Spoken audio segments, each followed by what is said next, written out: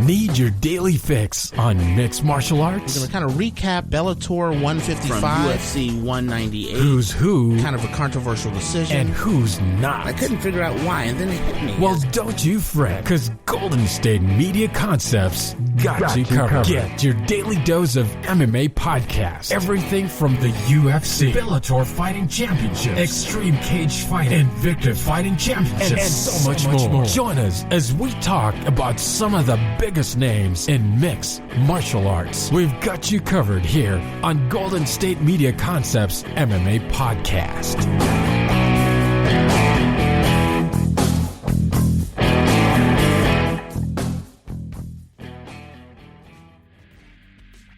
Thank you for tuning into the GSMC MMA Podcast, brought to you by the GSMC Podcast Network. I am your host, Arnel De Leon, and hopefully your day is going well. Wherever you are, whoever you are, hopefully your day is going well as we persevere through the harsh reality that is of life. So, the reality of life has been pretty difficult for some of these fighters because in this card here, which we'll be talking about, UFC on ESPN, it's comprised of a whole lot of veterans, proper journeyman fighters, and it'll be very interesting to see where many of these fighters go towards their careers. So, main event, we have Alistair Overeem versus Alexander Volkov. Winner of this bout will probably be one, maybe two fights away from potentially having a title fight for the heavyweight belt.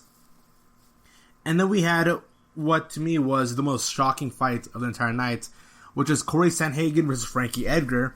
And Cory Sandhagen had one of the best knockouts ever in UFC history. The best knockout I've seen so far in the year of 2021, and we've already had some good performances already. And so Cory Sandhagen, he also ended up having like the record for, he's like second in terms of fastest all-time flying knee knockout.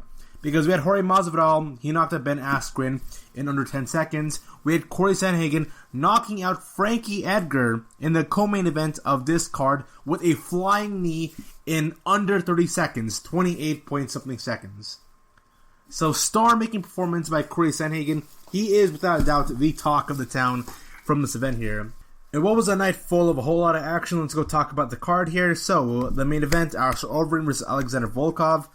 So for Alistair Overeem right now, where he currently is standing, he is without a doubt an all-time great. He's an all-time great, fan favorites. But just by seeing Alistair Overeem, how he was when he fought against Brock Lesnar was Ubereem, and then seeing him right walking inside the octagon, I see two very different types of fighters here. Like, I'm always used to seeing Alistair Overeem, the dominant striker, who would go knock people out. And it's very evident when they do their presentation for Alistair Overeem, because the presentation for Volkov is pretty true to Volkov on how he normally fights, in the sense that in the promo package, in all the highlights of Alexander Volkov, it's just him poking his opponents. And just over time beating them out through sheer volume of striking and using his length at his advantage. He's mostly a jab guy. Alexander Volkov, he gets most of his knockouts through these long jabs and these long strikes through a period of time in the fights. Like, Alexander Volkov, he doesn't really beat you in the first round. He usually doesn't. Because with Alexander Volkov in every one of his fights, his strategy is pretty much the same way. It just depends on how the other fighter takes it, where the fight starts and he slowly grinds at all his opponents. That's how it is. Alexander Volkov, he usually doesn't knock people out. He usually doesn't. He's not a fighter who you say, oh man, this guy, he's got one punch knockout power. Oh man, this guy clips you once or twice, you're done. Not like Conor McGregor, Derek Lewis, Francis Ngannou. When you think of those fighters in terms of strikers and knockout artists, they will go and clip you with one, maybe two shots, and you're done. Alexander Volkov, on the other hand, he just grinds you out. He'll deliver 80 shots, 100 shots, 60 shots. He will always be the fighter in every single one of his fights, will be the one who will land and attempt more strikes than his opponents. That's Alexander Volkov. And the problem with Volkov is that fact that because it takes time for him to slowly accumulate those strikes, and he actually builds up in accumulation over time, because he lacks that knockout power in the early aspects of the fight, or sometimes in the end of the fight, he usually beats you like second round. Alexander Volkov tears you apart. But there are brief moments where there are safe spots, or there are safe zones where you can go and persevere through the striking of Alexander Volkov. And if you go complete aggro on him, and you can stop this fight from being a poking bout, you can defeat Volkov. Because that's what Derek Lewis did in the third round of his fight against Volkov, which to me is one of the favorite moments ever in mixed martial arts history. Where you have Derek Lewis saying, you know what? Enough of this boxing. I'm just gonna go bum rush this guy. I'll throw my arms as wild, as non-technical as possible. I'm just gonna go eat all these jabs from Volkov. And they end up knocking him out like in the final 5 seconds of the fight. Then there's 13 seconds left in the third round, and Derek Lewis, with no fear, just started swinging his arms. And with 3 seconds left to spare, he was able to knock out Volkov, even though Volkov, up to that point, won every single round. It's one of my favorite moments ever in UFC history. But that's one thing. But that's something you have to recognize with Alexander Volkov, and one thing you do note in the striking. And Alexander Volkov is one of those fighters who penalizes passive point system fighters. If you are a type of fighter who relies on the point system, or this type of fighter who takes a while for you to build up and gain momentum, or it takes a while for you to go and garner the information you need to go find the openings in order to go win the fight, if you're that type of fighter, you're not going to win out against Volkov, because Volkov is what is and forever will be a better point system fighter than any other fighter in the heavyweight division. I firmly believe that. I think that in order to defeat Volkov, you have to defeat this guy either submission or by knockout. You cannot defeat Volkov, or you really shouldn't even try to attempt to beat Volkov in terms of, I'm going to grind this guy out and win via the point system, or I'm going to go win in a per round basis, or I'm going to be very technical in this bout here. No, you don't do that. You kind of have to rush Volkov here, because Volkov will always be a more better technical boxer than you. And then we go to Alistair Overeem. And although Alistair Overeem, yes, he had knockout finish against Walt Harris. Okay then. But in the past recent 3 years of Alistair Overeem, where we've seen Alistair Overeem mix in a little bit of that wrestling, he's mixing in a lot more traditional boxing.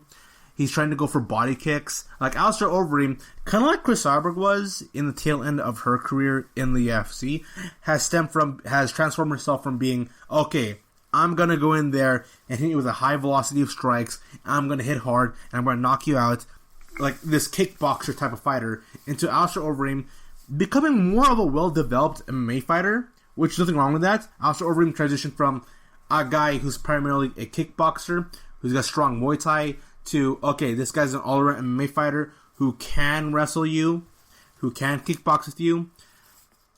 But with him being an all-around MMA fighter, he lost a wee bit of that edge. A wee bit of the edge in the sense of he lost... Okay, so let's say you're playing a role-playing game, or if you've ever played a role-playing game or played an RPG game, you have a character, and you have some points. You have 20 points. You have 20 points to increase stats of your character.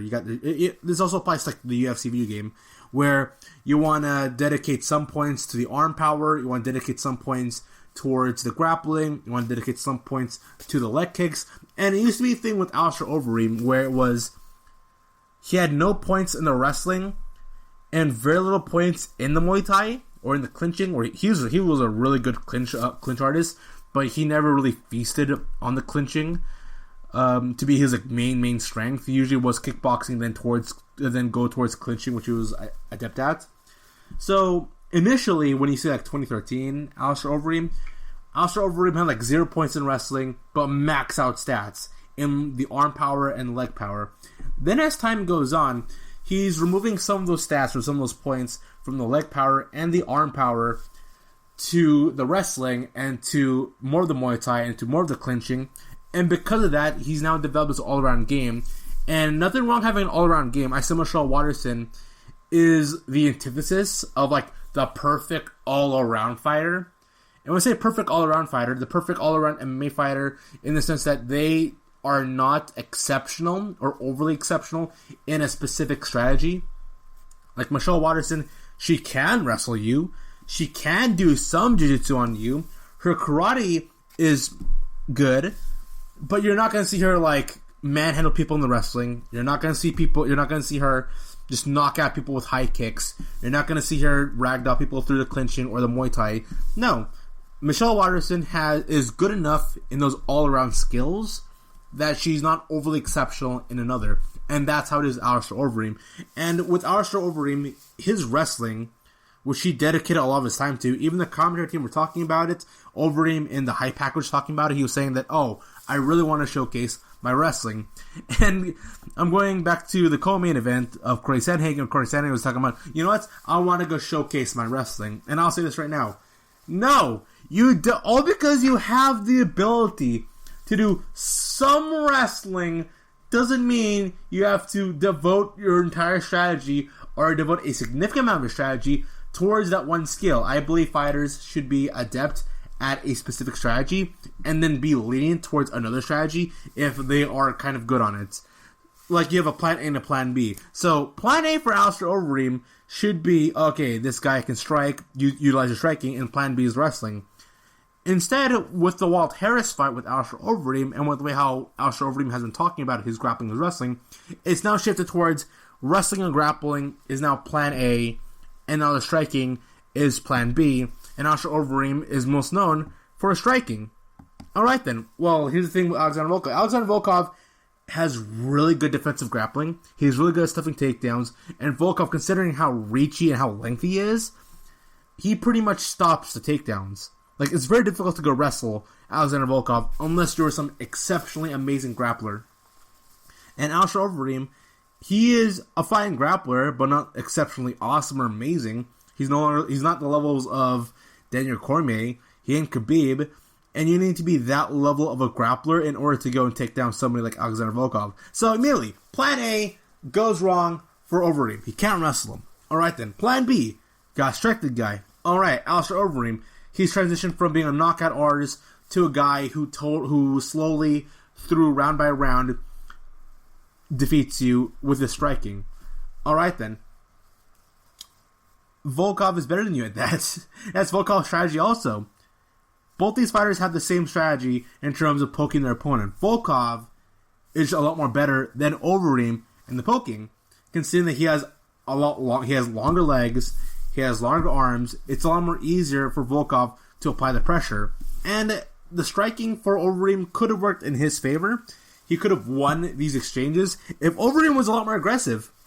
Like, I understand Dominic Cruz, who was on commentary, talked about this, where he said, in specifically the Cape fight.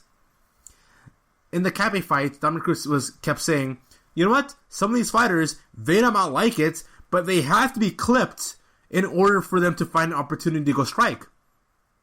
And I agree with Dominic Cruz completely on that. Because what Cape did, as in as Cop or Cape, I'll say Cop. What Cop did was that he was more focused on having striking accuracy and him having a higher percentage over his opponents being the main thing as to why he should win the fight.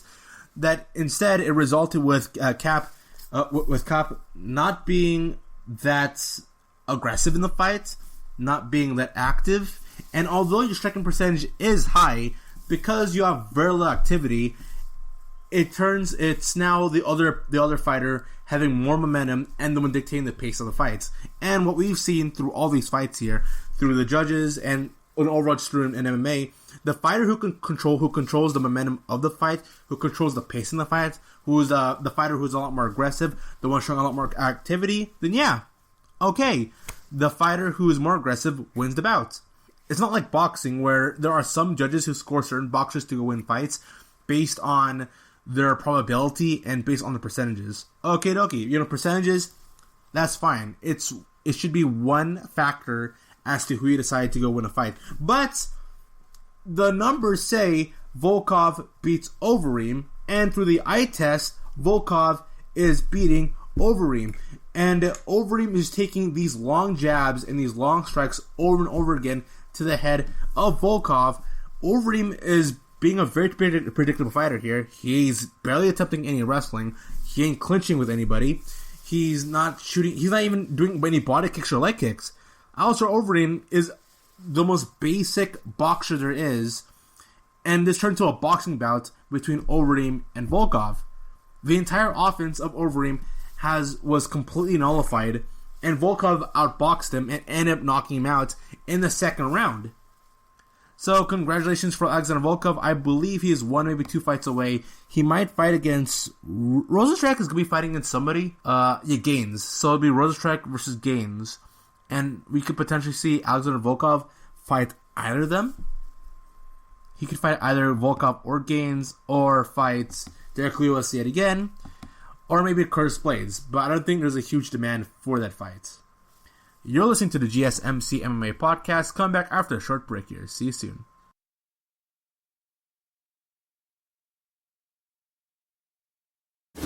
Check out the show built around the women of MMA. From the UFC to the extreme cage fighting, we got the fights covered. Listen. It's the Golden State Media Concepts Women's MMA Podcast. The latest news of upcoming fights, discussions of previous matches. Join us as we talk to and about the biggest names in women's mixed martial arts. Past, present, and future. When it's the women's fight game, you know where to listen to. The Golden State Media Concepts Women's MMA Podcast. This is your ultimate stop for everything sports. The Golden State Media Concepts Sports Podcast. Should I say more? From the NFL, MLB, the NBA to MMA, it's all in here. The Golden State Media Concepts Sports Podcast. Listen now.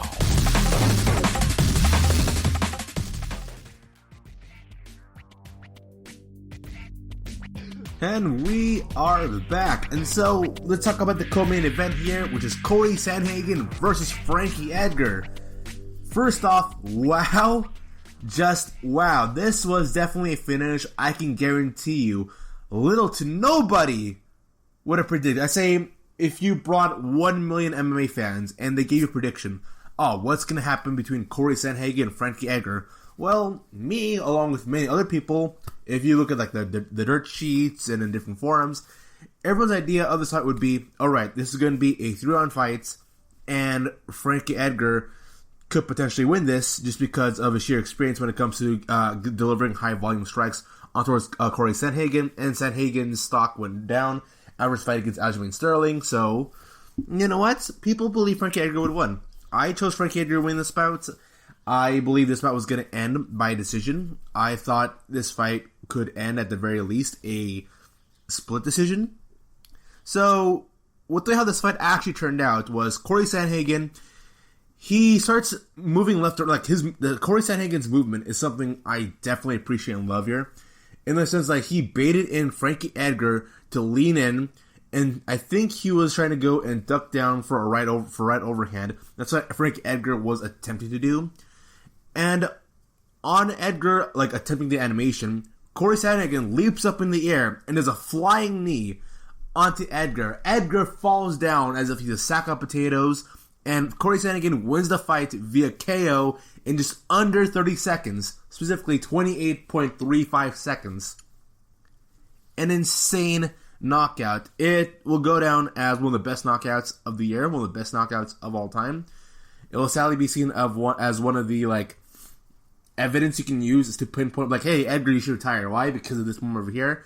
Also, with this dominant knockout, Cory Sandhagen, he's back in the title picture. He definitely is. So we have Aljamain Sterling versus Petr Yan. Winner of that bout will become the new UFC featherweight champion. And then that champion is going to fight against Cory Sandhagen. If it's Aljamain Sterling versus Cory Sandhagen, I got to pick Sterling again. And if it's Petr Yan versus Cory Sandhagen, I got to pick Petr Yan. Cory Sandhagen, he's one of those fighters who, okay, this guy can steamroll and dominate anybody outside of the top 4. But can this guy go on and defeat the champion and win the belt? I don't know. That's an issue right now with Cory Sandhagen, the narrative of Cory Sandhagen. He's got all the talent, he's got all the tools in the world, but he just cannot put it together when it comes time to fight for the title. Because Cory Sandhagen here, Frankie Edgar, former world champion, one of the best ever, UFC Hall of Famer, and until now, and it's not me just like talking about like, oh man, this guy was great years ago. No, Frankie Edgar is still great now. So Cory Sandhagen defeating Frankie Edgar, it definitely puts him back in the title picture. But another fighter that people want to see to go compete for the title would be Cody Garbrandt. There's Petr Yan versus Cody Garbrandt. That's always a potential fight that can happen out there. There's a lot of, if you go online on Twitter and on YouTube and on Instagram, there's a lot of people out there saying, hey, we want to see Cody Garbrandt versus Petr Yan. And if we're not going to see Cody Garbrandt versus Petr Yan, and Cody Garbrandt, he's currently rehabbing through yet another injury. It's a personal dream fight for me. I want to see Cory Sandhagen versus Cody Garbrandt. I think those two guys would absolutely steal the show. That fight will definitely not go past the second round.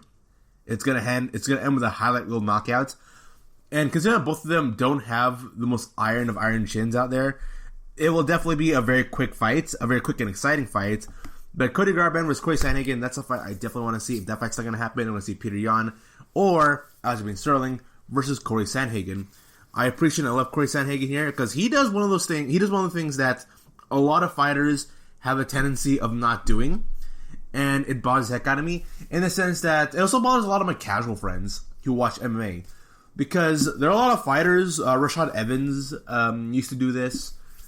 Michelle Watterson does this a lot in her like past recent fights, especially in her fight against Joanna Jacek, in her fights against Carlos Esparza, where you see her doing movements for the sake of movements, but these movements don't actually mean anything. Like you're not tricking your opponent, you're not baiting them in, you're not trying to dictate the pace of the fight, you're not doing anything that's going to put yourself in a position to go win. You're just balancing and you're moving a lot side to side, hip to hip, for the sake of doing so. And even Dominic Cruz himself, like, he has a tendency of doing that. He did that in his fight against Cody Garbrandt. Now, I understand that that's their fighting style, to go into fights with a whole lot of movement, keep their opponents guessing. But there are moments when these types of fighters who do a whole lot of movement, who move... I think I talked about this in a recent fights a couple weeks ago, where there was a fighter that was constantly moving at a horizontal plane. And yes, their movement was correct, but because they're not doing anything with their movements, in the sense that they're not setting up anything, they're not doing any counter punches upon their opponent, closing in for a strike, they're not the ones going in for some clean counter hits when there's an opening, they're not doing anything to bait their opponent out to go and get a counter shot in. That's how you're doing a lot of that movement. The reason why you're doing a lot of movement and horizontal movement is to bait your opponent in for a clean strike. And that's what Cory Sandhagen did. He kept circling around the cage. Even though this was a 30-second fight, there was a whole lot of movement going on with Cory Sandhagen where he kept circling around the cage, and he made sure Frankie Edgar was chasing after him. And I appreciate and I love that. Cory Sandhagen is doing something that many fighters don't do. I wish they actually do, in the sense that they are making the most out of that cage. There's a whole lot of movement in the cage, and for some reason we see this a lot of times, where some fighters, when they're fighting defensively, they're just stationary. They're stationary, they're guarding, they're blocking, or they got their arms down and they'd be susceptible to a clinching or to somebody going in for a takedown and then they get to the cage. There's a lot of defensive issues with a lot of fighters, and I would like to see more fighters be able to take advantage of the space of the room available to them, because they don't have to be within outside the pocket, middle pocket, inside the pocket of their opponents. No, you can get out of the pocket completely. You can get out of the pocket completely, and you can go bait in your opponents. They can try to chase after you, because you're fighting defensively, that doesn't mean you have to be the fighter who has to, okay, I gotta go guard the entire time here. They're the ones who's gonna dictate the pace of the fight. No, you can be a fighter who's outside the pockets, and you can dictate the pace of the fights. Because usually, it's the guy who's chasing after the person who's the one dictating the pace of the fights. That's how it normally goes. But if you're a high-level fighter like Cory Sandhagen, who's able to move so much and so often to the point that Edgar no longer is like, okay, Edgar in this fight, he's like, okay, I'm going to chase after the guy. Then once I chase after the guy, then I'll go and do my fights. That's not how Edgar works, alright then? Edgar loves chasing after his opponents, but Edgar at least keeps his opponents still, which is something he couldn't do against Cory Sandhagen. So good props for Cory there. Masterful performance. And although it was very sad to see Frankie Edgar fall down, it was a very scary moment because it went from, whoa, vicious knee strike, into everybody just being quiet. Like, not even people in Sandhagen's corner was like, yeah, man, you did it. It was really sad. The post-fights interview where Sandhagen was like, oh, man, that was sad. Man, that was vicious. I didn't want to do that. Well, you know, he got the knockout there. Great performance. And while Frankie Edgar, the proper journeyman fighter, he didn't pull away with the victory in his fight, another journeyman fighter who did not pull away their fight is Michael Johnson. So we also had Michael Johnson versus Clay Guida. Clay Guida fought at an incredibly high pace, made Michael Johnson super uncomfortable in this bout. It essentially was Clay Guida, if he's not berating Michael Johnson with a flurry of strikes, he's just shooting him for takedowns. Now, this wasn't the most prettiest fight out there in the world. As is with every Clay Guida fight, this fight was incredibly sloppy.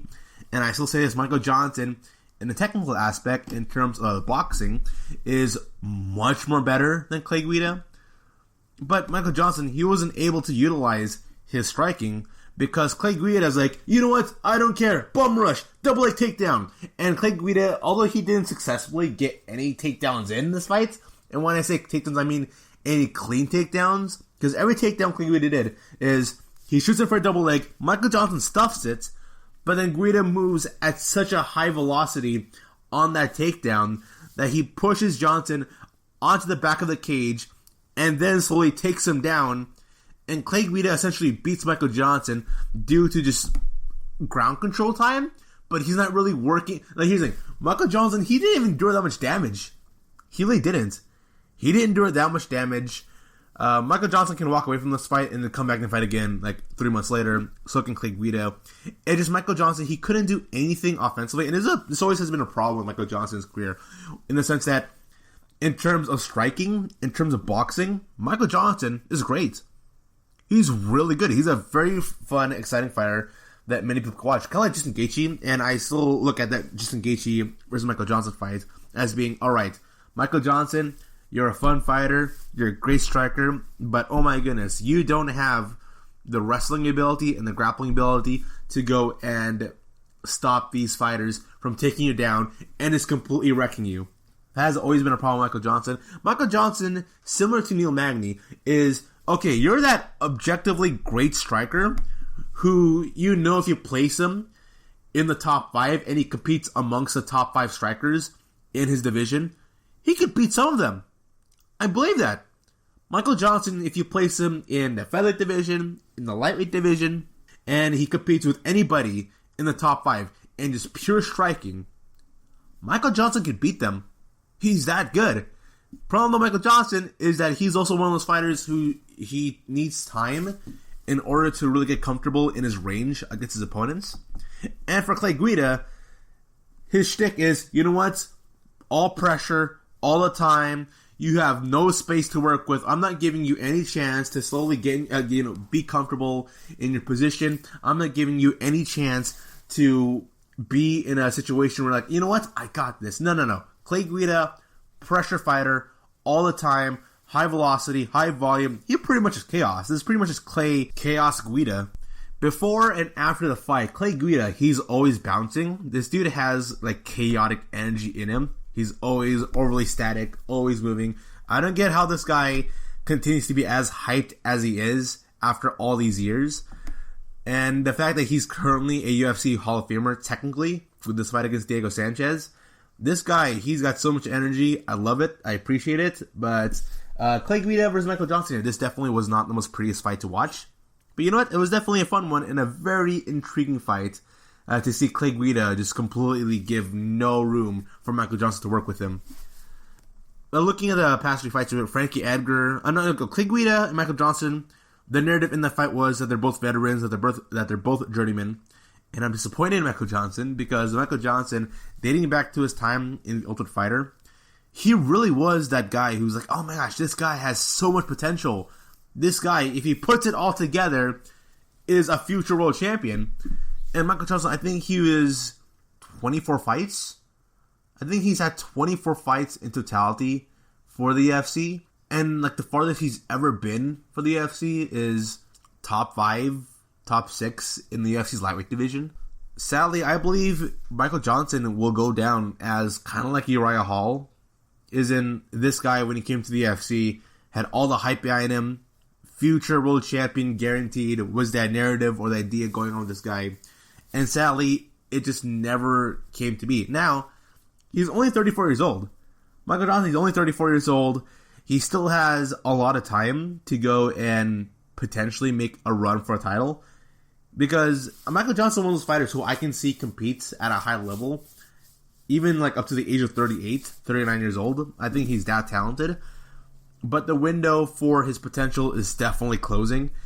And this loss to Clay Guida, he's currently on a 2-fight losing streak right now, and it's against 2 fighters who are not even ranked. And Michael Johnson was a former top 5 ranked fighter in the lightweight division. So yeah, I am very interested to see what the future is for Michael Johnson. He could definitely be one of those fighters who I see just breaking away from the UFC contract and going to another organization, because things right now are not going well for Michael Johnson. Clay Guida, good on you, brother. Oh my goodness, this guy, he is going, I think, 15 years in to his UFC career, and he's still going strong. Good on him for that. This also was Clay Guida's first victory since 2019 after defeating BJ Penn. So note that right now, both these fighters, they're not in the best place right now in terms of rankings. But at least Clay Guida, he won his bouts. Michael Johnson, going off a losing streak, things are not going well. These 2 German fighters, I appreciate them. I appreciate all they've done for the UFC. I think the commentary team, they said that these 2 fighters in totality, in terms of their accumulation in the UFC, have fought nearly 50 times in the UFC in terms of matches. And that is insane. You're listening to the GSMC MMA podcast. Coming back after the short break. See you soon.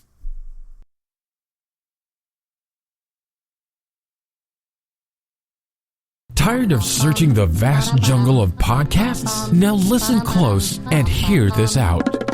There's a podcast network that covers just about everything that you've been searching. Hey! The Golden State Media Concepts Podcast Network is here. Nothing less than a podcast bliss with endless hours of podcast coverage. From news, sports, music, fashion, cooking, entertainment, fantasy, football, and so much more. So stop lurking around and go straight out to the Golden State Media Concepts Podcast Network. Guaranteed to fill that podcast itch. Whatever it may be. Visit us at www.gsmcpodcast.com. Follow us on Facebook and Twitter, and download us on iTunes, SoundCloud, and Google Play.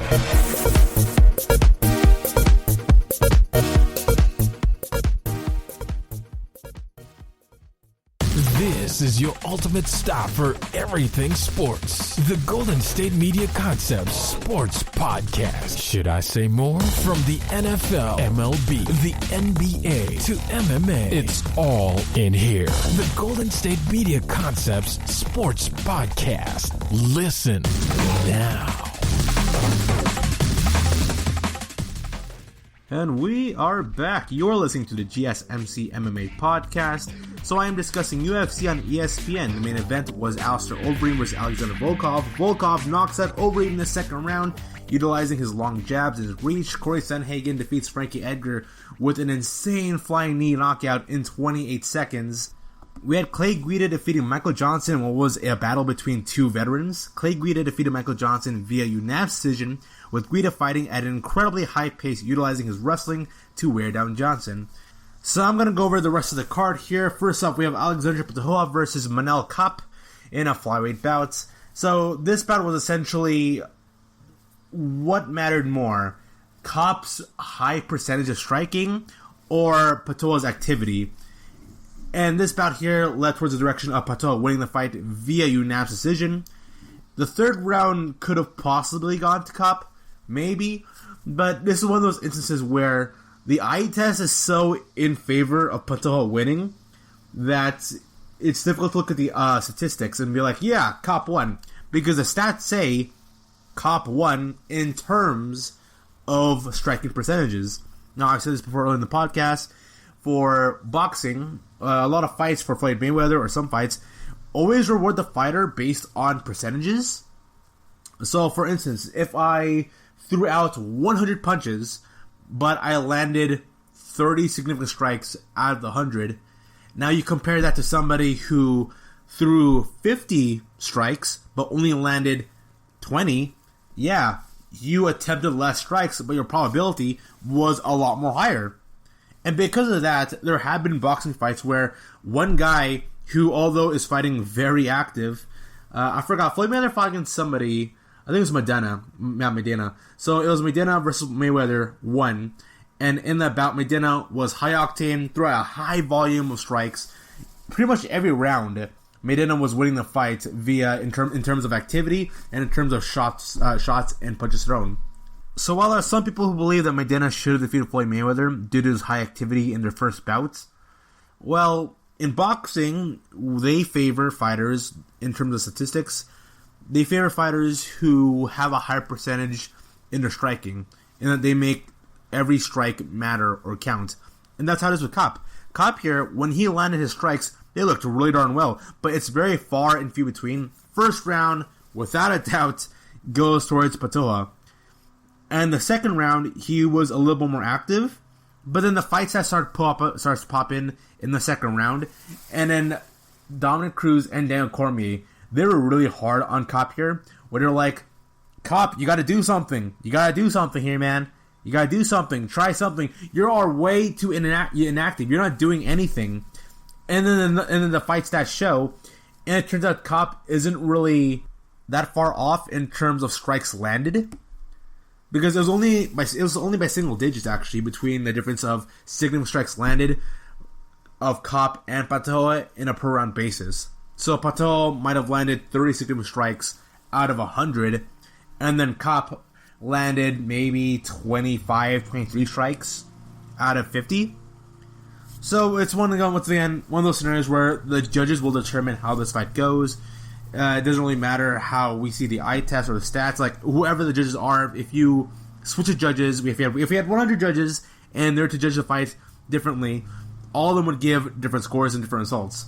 But in this scenario here, Patoa ended up winning the bout. I believe that Patoa won in the bout. And so I score it first round, second round, Patoa, third round, maybe Cop. Because in the third round, it really was the only round where it looked like Cop was taking risks. And when the judges scored it in favor of Patoa, Cop looked incredibly upset. He was visibly upset. He's like, what? How can I lose there? How? And Cormier and Dominic Cruz on commentary just shredded Cop. He's like, well, that's what you get for not really being active. And it would have been a shame if Cop ended up winning that bout. But here's the thing, I could easily see some alternative universe where Cop ends up winning that bout, because we get some judges who scored, oh man, Cop, he fought very precise. His striking was had a lot more precision in it compared to Patoa. Patoa just started throwing out a large volume of strikes. So Cop wins. I think there are some judges who believe in that kind of mindset, who believe that if your striking percentage is really good, you should win the round, even though you're not that active in your striking, or you didn't even give out that high of a volume in the striking in the first place. So Cop, hopefully in his next bouts, he's gonna stop. By the way, I hate this. I hate fighters who try to fight like champions. And let me try to cover that. So there are two ways a fighter can go fight through the rankings. You can fight like a challenger, or you can fight like a champion. And when we see this all the time through every iteration of combat sports for champions, whether it be boxing, whether it be mixed martial arts, we always say this. If a champion goes to the fifth round and ends up winning the fourth and fifth round, and they win by judge's decision, we hear Joe Rogan, we hear Cormier, we hear Dominic Cruz, we even hear in boxing all the time, oh man, that guy, he fought like a champion. And what do you mean by that? What does it mean to fight like a champion? Because John Jones and Amanda Nunes, these two, they fought like champions. How? Because they're fighting and they're winning the fight through the point system? Like John Jones against Dominic Reyes, a lot of people praise John Jones there for like, oh man, he really showcased that he really was a fighting champion. He fought like a champion there. But, like, what does it mean to fight like a champion? Fight very precise, very accurate, utilizing the point system. Manolo Cop, he did that, and he didn't end up winning, but he fought the championship type of style. And and I've said this for years, if you were a challenger, you got to go out there and you got to make an impression. You have to.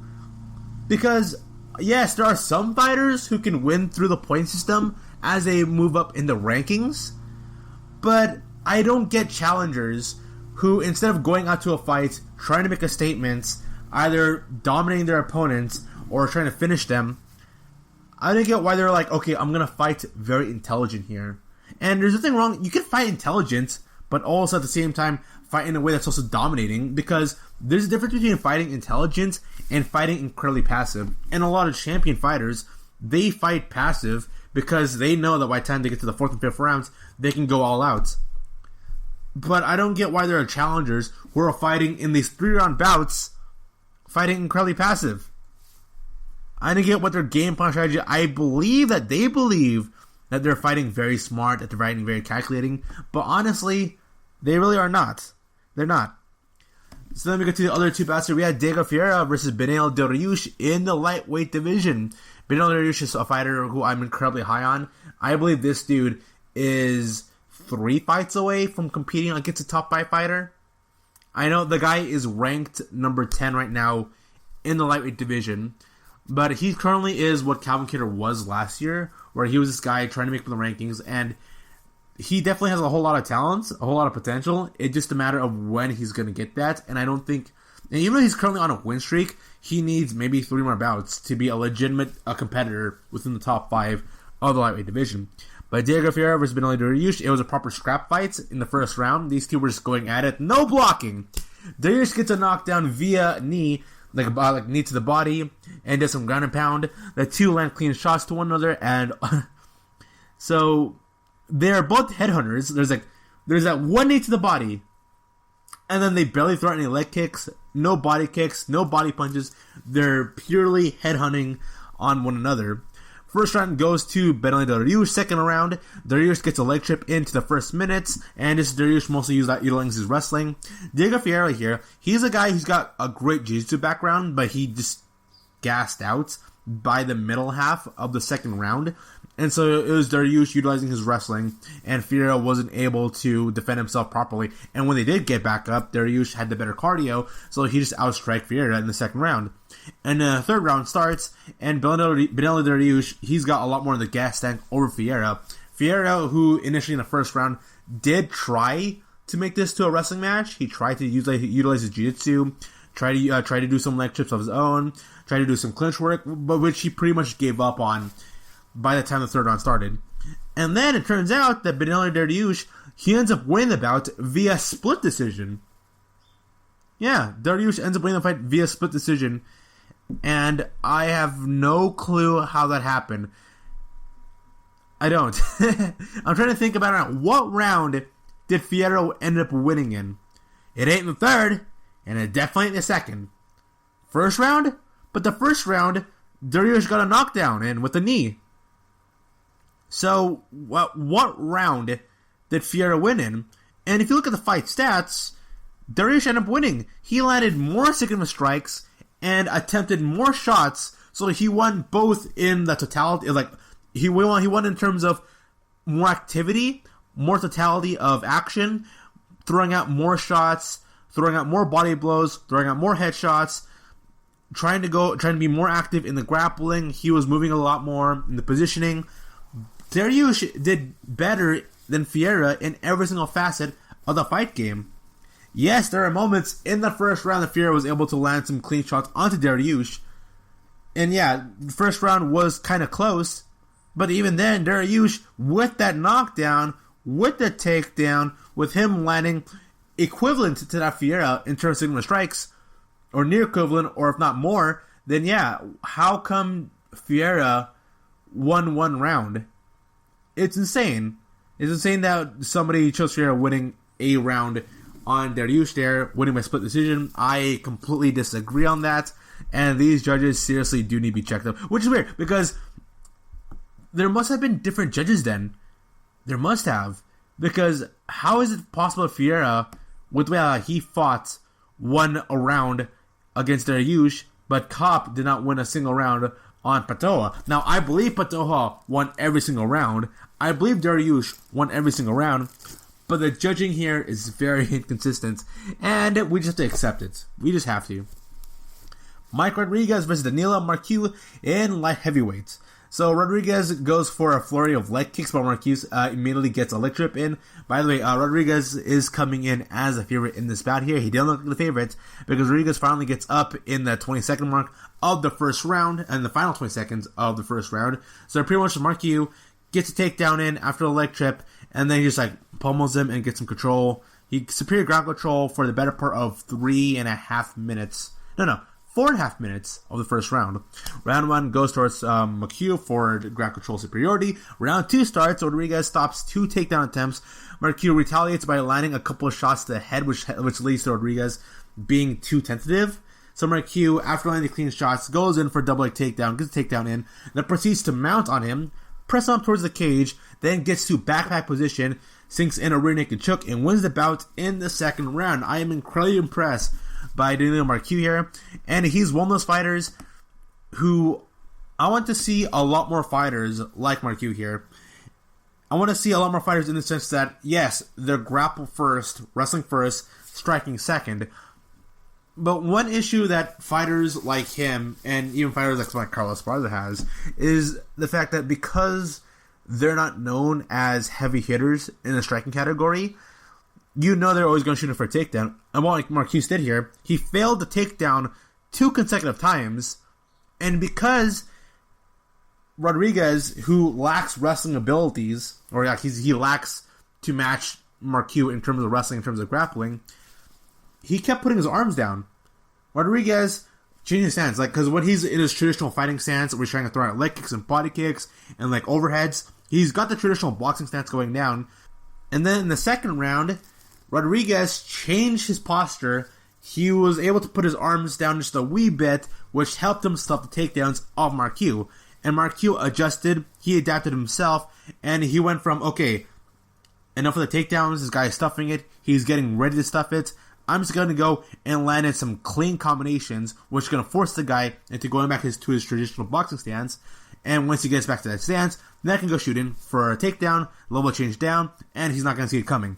It's a really great strategy. Shows a fight IQ of Marque. It's also, I remember doing this back in the original UFC video games, where I was so afraid by being taken down by the AI.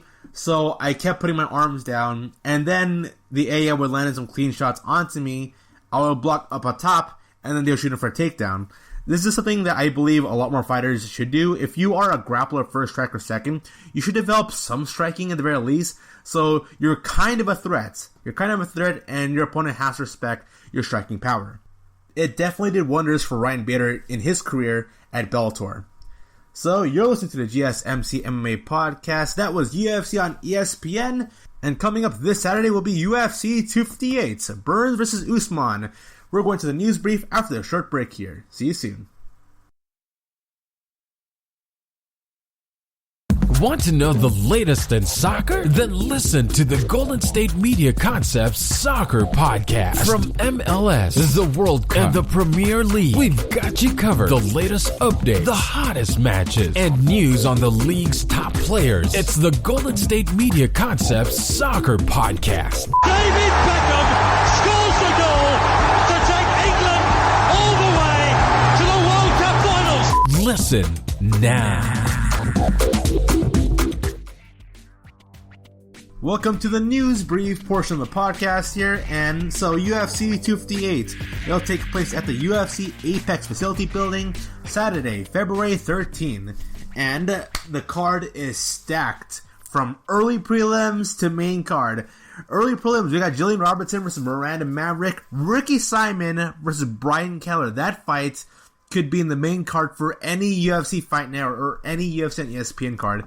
We also have Gabe Green versus Philip Rowe. That fight is going to stand out, definitely.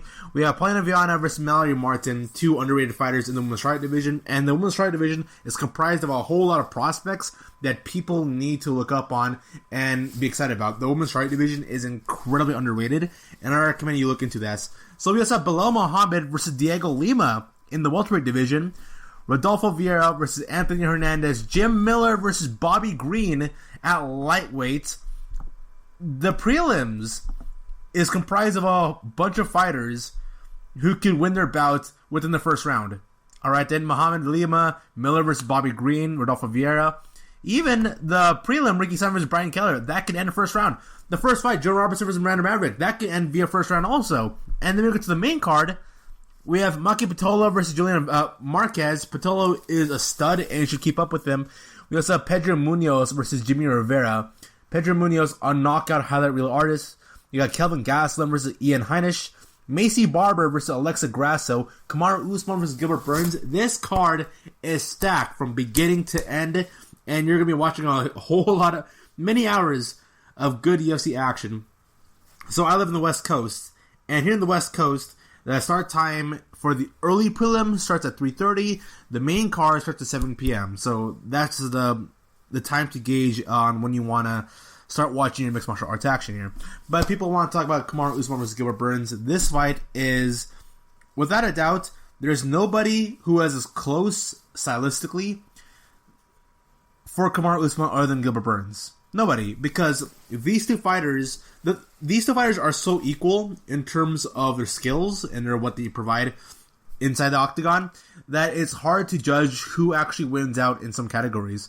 So for Usman, he's a guy who is a grappler first, striker second. His striking is very underrated. His grappling is without a doubt the very best in the entire welterweight division.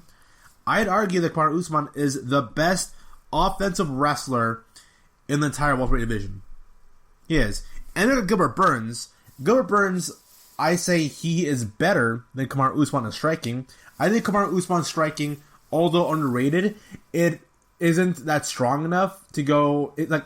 I don't think his striking is good enough to be matched in terms of Gilbert Burns' striking. I think in the Usman versus Colby Covington bout, that was more of a sense of Kamaru Usman, he's striking with Colby Covington, and Covington himself isn't that well adept in striking.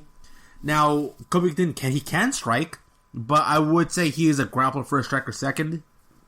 But as of late, he's become more of a striker first, grappler second, and I don't think that's Colby Covington's strength. And Kamaru Usman took advantage of that. And so for Usman versus Gilbert Burns, I give the striking in favor of Gilbert Burns. I think he hits harder. I think he's faster. I think his form is a lot more better. I think he's a very technical striker than Usman.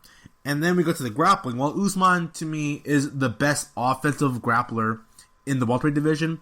I think Gilbert Burns, his defensive jiu-jitsu ability is really darn good, and it's good enough to get himself to get out of the bottom position against Usman. I really believe so. If there's anybody knocking each other out, I believe Burns is more likely to knock out Usman. I believe there's more of a likelihood of Usman taking down Burns, but I'm more confident in the defensive grappling ability of Burns, that even if Burns does get taken down, he can pull off a triangle from bottom, he can pull an armbar from bottom, or an omoplata. I think he's that great. Burns, I'm hoping he doesn't get to that trap of, okay, I'm a grappler, and then I'm winning all these fights through my striking, and then he's gonna be overly reliant on the striking. Hopefully that's not the case. I think if Burns is able to defeat Usman, it would definitely have to be in the striking. I think, without a doubt, Burns' striking is a lot more better than Usman. It's just, will Burns take the time to dedicate his craft in the gym for his jiu-jitsu game? Because in order for Burns, the X factor of this entire fight really is Gilbert Burns' jiu-jitsu good enough to face Kamaru Usman's wrestling? Because coming to the UFC, Gilbert Burns, that guy was primarily a grappler. He was a grappler first, striker second, and now he's striker first, grappler second. He's in that same state as Colby Covington in terms of he has a whole lot of confidence and overconfidence of himself in his own striking. So we don't know what the mentality is for Gilbert Burns. I don't know what his game plan is in this fight here. And it's a complete toss-up. But if I were to be a betting man and I bet who's going to win this bout, I see Gilbert Burns. I think Gilbert Burns can defeat Kamaru Usman. I don't think this fight is going to end early. I don't believe Usman, I just have no respect for the guy's ability to finish people early in fights. I don't. Burns can do that, but Kamaru Usman can grind you out. And Gilbert Burns hasn't been tested in a while in terms of the ground battle. Especially, he's never been tested in a 5-round bout like Kamaru Usman has. Usman has perfected the cardio game, going through 5 rounds of action, fighting at an insanely high volume. If you look at his battle against Jorge Masvidal, against Tyron Woodley, this guy can go all night long. He really can. Can Gilbert Burns go all night long? I'm not really sure. The cardio and the grappling are the 2 factors that will determine who will win in this bout here. I imagine right now, in terms of my prediction, that both guys are going to try striking each other. Gilbert Burns is going to win out. Then Kamaru Usman will go shoot him for takedown. And depending how good Gilbert Burns can handle the takedown, or how he can handle himself defending himself from the bottom position, that will determine on whether or not he will go and win the fight. Now, the cardio, I got to give towards Usman. So, with how I predict things right now, I say it's going to take some time for Burns to get used to the grappling of Usman. So, first round, Burns, but Usman getting a late takedown in. Second and third round goes towards Burns. Then the cardio kicks in of Usman in the 4th and 5th round. And this could go by split decision. This could go by draw. What I know is this bout will be very close. But as I always say, anything can happen in the world of mixed martial arts. I could be completely wrong here, and Usman can just drop Burns with a one-punch knockout. I don't think that's going to happen, but it can happen. Anything can happen in mixed martial arts, but I'm leaning towards the side of Gilbert Burns winning this bout and becoming the new welterweight champion against Kamaru Usman. So we got a whole lot of fights being announced. We have a stretch of 6 weeks coming in where there's going to be a whole lot of MMA action. New matchups being announced here. First off, this is a big one for me. Vicente Liqui versus Tyron Woodley. It's going to be a UFC Fight Night event happening on February 27. Oh my. So the end of this month, Liqui versus Tyron Woodley. Liqui should win this. People are off right now with Tyron Woodley, and it's understandable why. Tyron Woodley, he definitely can defeat Liqui. I like to see the old Tyron Woodley go in there and knock out Vicente Liqui, but it's very unlikely. All the signs are pointing towards the direction of Tyron Woodley not being motivated. So this isn't me disrespecting Tyron Woodley's ability, but it's more of a sense of I don't respect Woodley's motivation to be part of the fight game. And Vicente Liqui, the guy's a proper warrior. He will come into that fight fighting, throwing out large bombs, giving out high velocity, high volume strikes, and I can see this current iteration of Tyron Woodley matching up the overwhelming consistency of Liqui through 3 rounds of action. I say Liqui wins the fights by unanimous decision after 3 rounds. Tyron Woodley, the guy's got a proper iron chin. I just don't think this will I don't think this will be a back and forth fight. I think this fight is going to be fairly boring, which is kind of sad for Vicente Liqui fight, considering the fact that Vicente Liqui is one of the most exciting fighters out there in the UFC. It is Tyron Woodley right now. He's a fighter that many people can agree, okay, we don't want to see this guy anymore. We really don't. We got another new announced matchup here with one of my personal favorites, Hannah Cifers. Yay! Well, guess what? She's actually out. As now we have Sam Hughes against Emily Wittmeyer. And I'm pretty disappointed in that, because Hannah Cifers and Emily Wittmeyer, that was a proper bout of, okay, whoever wins this match keeps their job. And Sam Hughes, although she's 0-1 in her UFC career, she's 5-2 in MMA. You compare that to Emily Wittmeyer, who's 4-4 in MMA, 2-3 in the UFC. So it's somewhat similar. We got similar fighters here with not good records in the UFC going at it. Whoever wins that job, whoever wins that fight will keep their job also. But man, I'm not able to see Hannah Cifers. Darn it. It's also been announced that Hannah Goldie will fight against Jessica Pena, and Thomas Almeida will face against Sean O'Malley. That fight will be happening on April 10. Then we have Kyle Dukas fighting against, I'm going to butcher his name wrong here, Alexkab Kazayev. Kazayev will be making his UFC debut, but he is undefeated 13-0. We have Jordan Griffin versus Luis Saldana, and Arnold Allen versus Sadif Yusuf. Coming up on April 17 also. We have Tracy Cortez versus against Justine Quiche. Both these women are undefeated in their UFC careers, happening on April 24. We have Uriah Hall versus Chris Weidman coming up on May 1st. And then we have TJ Brown versus Kai Kamaka, Damon Jackson versus Tj Larami, along with Mike Jackson versus Dean Barry. Yes, that Mike Jackson, the guy who fought CM Punk. He'll be making his return to the Octagon. Spike Carlisle explains why he's stoked about UFC release, says Ryzen would be top option for next home. This coming in from MMAfight.com, being written in by Mike Heck. Although Spike Carlisle is no longer on the UFC roster, he believes it's a blessing in disguise. The exciting featherweight competitor confirmed that he was released from the UFC, confirming an earlier report from MMA Fighting. He goes on to say that his short notice TKO win over Alan Cruz at UFC Norfolk in February 2020 before dropping his next two bouts against Billy Quarantino and Bill Ajayi, two really awesome fights I recommend people to watch. Although Spike Carlisle is not a ranked fighter, and I highly doubt this guy will win a belt anytime soon or be amongst the elite in a top 10 in the division, he's incredibly exciting and he's fun to watch. He goes on to say, and I quote, "I had one more fight on my contract and decided to cut me," Carlisle said during Instagram Live over the weekend. They said it was partially based on my last performance. It's a little bitter, but it's also very sweet. I'm actually pretty stoked on it. The UFC was a great experience and a great opportunity. I loved it, but people who truly know me know that my heart's desire has always been to fight in Japan, and that is my goal. I think God maybe ordained everything to happen, also because who knows if I would have won my next fights, which I know I would have won my next fights, or if I could have stayed with the UFC. I might never have the opportunity to go to Japan. So the 27-year-old goes on to say that, "I'm no longer an EFC fighter, I'm a free agent. My dream and number one desire is to fight for Ryzen. Possibly Bellator because they co-host events and that way I can do the best of both worlds. My goal is to be the American champion and fight the Japanese champion. I'm trying to get on the March 14 card in Tokyo, so we'll see what God wants to do." I say, Spike Carlisle, he would be perfect for one championships. He really would. He's definitely one of those exciting fighters that I will keep track on. And if he were to compete at one championship, I think that'd be a lot more better. I think there's better competition at one over Ryzen, but that's just me. Frankie Edgar releases a statement upon his loss to Cory Sandhagen. He goes on to say on his Instagram that, "I've licked my wounds long enough. I'm home with my family and life is good. On Saturday I was prepared for a fight as I could have ever been. Props to Cory Sandhagen. He landed a perfectly timed and executed bomb on me. Luckily, I don't remember it much. This game can be cruel, and Saturday nights was just that. But I ain't panic. I've seen this before." He says, "To my fans who always ride with me, I appreciate you all, and you make this fun for me. Until the next time, see you all soon."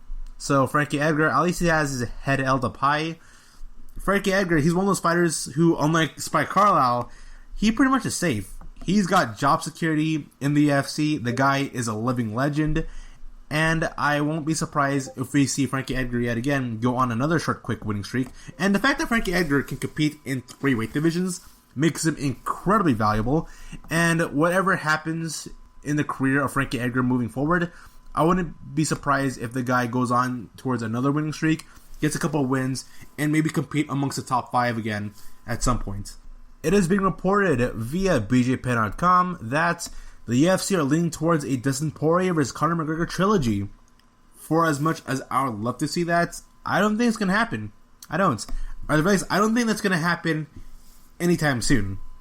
Because you can't predict what's going on in the head of Conor McGregor. I think Dustin Poirier, he would want to at least have an opportunity to fight for the title.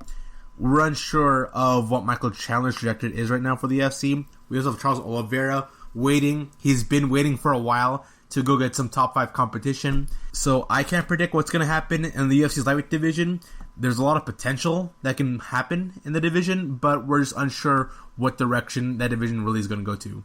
And so with that being said, that'll bring us to a close for today's podcast. You have been an awesome audience. Thank you for listening.